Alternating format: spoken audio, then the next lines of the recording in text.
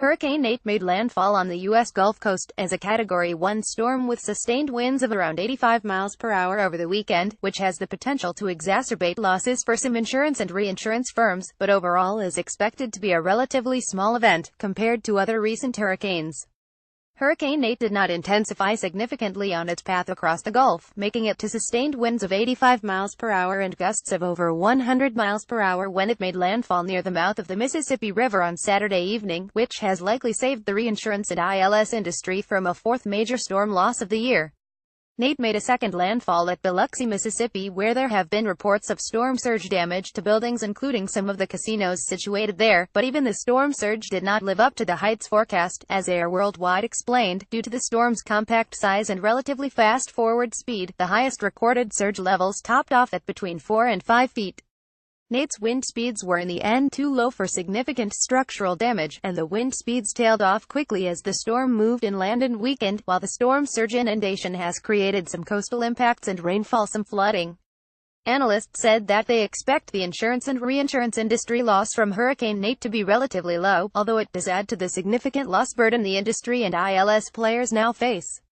It's far too early to put a number on the impact, given the recency of Hurricane Nate's landfall, but industry sources all suggest a relatively low loss tally, as do the equity analysts.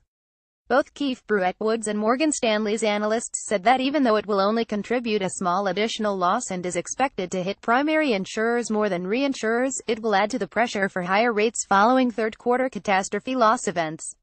However, the additional pressure for higher rates is limited by the size of the industry exposure to Nate, KBW said, and the sector remains strongly capitalized even after recent loss events.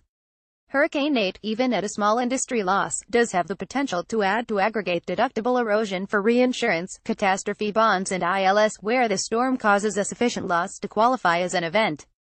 For some contracts, this could be the fourth or more qualifying catastrophe loss in less than 2 months. But this impact will be limited and possibly only affect a very small number of exposed aggregate retrocession arrangements, with most likely to find the relevant losses too low to enable the storm to qualify, or for it to fall below franchise deductibles.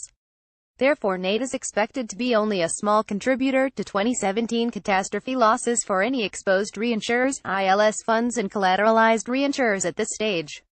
Tagged as collateralized reinsurance, Hurricane Nate 2017, ILS funds, insurance, reinsurance, retrocession, third-party reinsurance capital. Sign up for our regular free email newsletter and ensure you never miss any of the news from Artemis.